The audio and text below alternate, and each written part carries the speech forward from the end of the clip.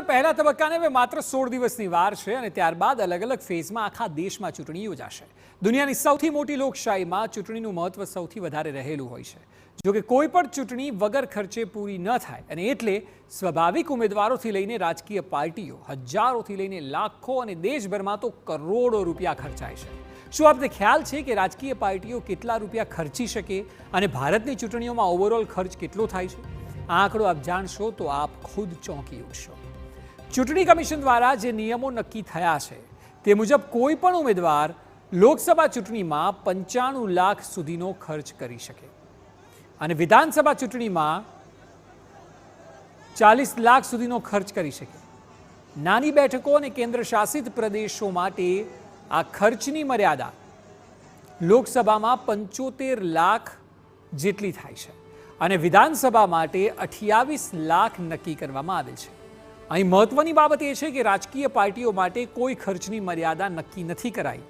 પાર્ટીઓ ખર્ચ વધુ હોય કે ઓછો તેનો કોઈ ચોક્કસ નિયમ નક્કી નથી કરાયો, પરંતુ આપ સતત સ્ક્રીન પર જે જોઈ રહ્યા છો તે છે ઉમેદવાર માટે નક્કી કરાયેલ રકમ કે આટલા રૂપિયા તે ખર્ચી શકે। લોકસભામાં 95 લાખ સુધી એક ઉમેદવાર ખર્ચ કરી શકે છે।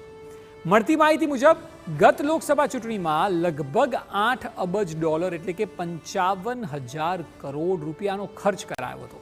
આ ચૂંટણીએ ખર્ચની બાબતમાં દુનિયાભરના દેશોના તમામ રેકોર્ડ તોડી નાખ્યા હતા।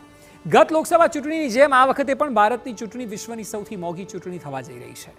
જો આપણને ગ્રામ પંચાયતથી લઈને લોકસભા સુધીની ચૂંટણીનો અંદાજ કરવામાં આવે તો 10 લાખ કરોડ રૂપિયાને પાર કરે છે। નોંધનીય છે કે ઘણા મોટા રાજ્યોના બજેટ ભેગા કરી દઈએ તો તેનાથી પણ વધુ આ રકમ છે।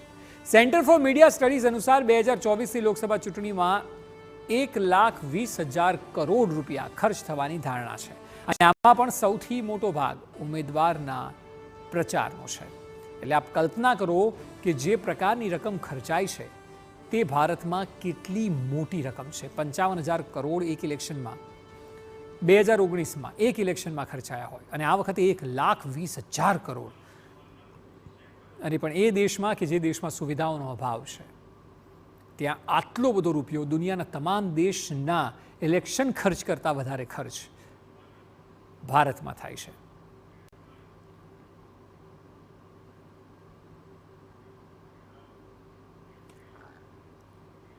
હવે જ્યારે આપણે ખર્ચની વાત કરીએ છીએ ત્યારે ચૂંટણી પંચ દ્વારા દરેક ખર્ચાના પણ નિયમો નક્કી કરાયા છે, ભાવ નક્કી કરાયા છે અને ખાસ કરીને ચૂંટણી દરમિયાન જેટલા પણ લોકો અલગ અલગ પાર્ટીના સમર્થકો જ્યારે ઓફિસે આવે છે ત્યારે ખર્ચ જે કરાય છે તેમાં આપ જુઓ કે અમદાવાદ માટે જે નક્કી કરાયેલ દર છે તે ચા અને કોફી પાછળ 10 રૂપિયા એક કપના ખર્ચી શકો છો। બ્રેડ બટર જો કોઈને ખવડાવો છો તો તેની નિર્ધારિત કરેલી રકમ 25 રૂપિયા છે, એટલે ચા કોફી અને બ્રેડ બટર થઈને 35 રૂપિયા। એ સિવાય જે નાસ્તો આપવામાં આવે છે સવારે બપોરે સાંજે તેમાં પણ નક્કી કરાયું છે કે પૌવા 25 રૂપિયા સુધી ખવડાવી શકાય છે અને ભજીયા જે છે તે પર પ્લેટ 30 રૂપિયા સુધી ઉમેદવાર ખર્ચ કરી શકે છે। એ સિવાય જો જમવાનું થાય છે તો જમવામાં પૂરી શાકનો દર 40 રૂપિયા નક્કી કરાયો છે અને છાશ, કારણ કે ગરમીની સિઝન છે, છાશ પીવાના લોકો વધારે શોખીન પણ હોય છે ત્યારે તેનો દર 15 રૂપિયા નક્કી કરાયો છે। રાજકોટમાં, કારણ કે અમદાવાદ અલગ અલગ શહેરોની વાત છે, અમદાવાદના આપે જોયું, રાજકોટમાં ચાના 10 રૂપિયા અને જો કોઈ કોફી ઉમેદવાર રાખે છે તો પર કોફી 20 રૂપિયાથી વધારે ખર્ચાવા ના જોઈએ। એ સિવાય નાસ્તો જો રાખવામાં આવે અલગ અલગ પ્રકારનો તો 63 રૂપિયા સુધીની રકમ નિર્ધારિત કરવામાં આવી છે અને સાંજનું ભોજન જો પાર્ટી કાર્યાલય પર કરાવવામાં આવે છે તો પર પ્લેટની કિંમત 126 રૂપિયાથી વધુ રાજકોટમાં ન જવી જોઈએ। હવે ભાવનગરમાં જોઈ લો આપ, ભાવનગરમાં ચા બિસ્કિટ જો આપ ખવડાવો છો તો 20 રૂપિયા સુધીની લિમિટ રાખવામાં આવી છે કે આ પાર્ટી ઓફિસે ઉમેદવાર તરફથી જે ખર્ચો છે ચા બિસ્કિટમાં 20 રૂપિયા, સાદું ભોજન કઢી ખીચડી જેવું હોય કે દાળ ભાત જેવું હોય તો તે 20 રૂપિયાથી વધવું ન જોઈએ, તેની તકેદારી રાખવાની છે। એ સિવાય જો આપ રાત્રે આઈસ્ક્રીમનું આયોજન કરો છો તો આઈસ્ક્રીમમાં પણ 20 રૂપિયા કરતાં વધારે રકમ ન ખર્ચાવી જોઈએ અને પાઉંભાજી રાખો છો તો પાઉંભાજી પણ જ્યારે જથ્થામાં મોટો ઓર્ડર અપાય છે 20 રૂપિયાથી વધવો ન જોઈએ।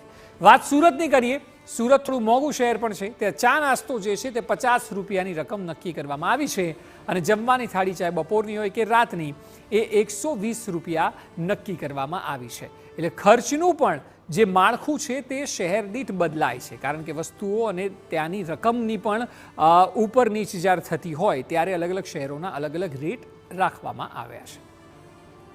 લોકસભા ચૂંટણીની તારીખો જાહેર થઈ ચૂકી છે અને રાજકીય પક્ષોના ઉમેદવારો પણ જાહેર થયા બાદ પ્રચાર અને પ્રસારની કામગીરી શરૂ કરી દેવામાં આવી છે। ત્યારે આ પ્રચાર અને પ્રસારની કામગીરી માટે ચૂંટણી પંચ દ્વારા એક ચોક્કસ જે ખર્ચ છે તે નક્કી કરવામાં આવતો હોય છે।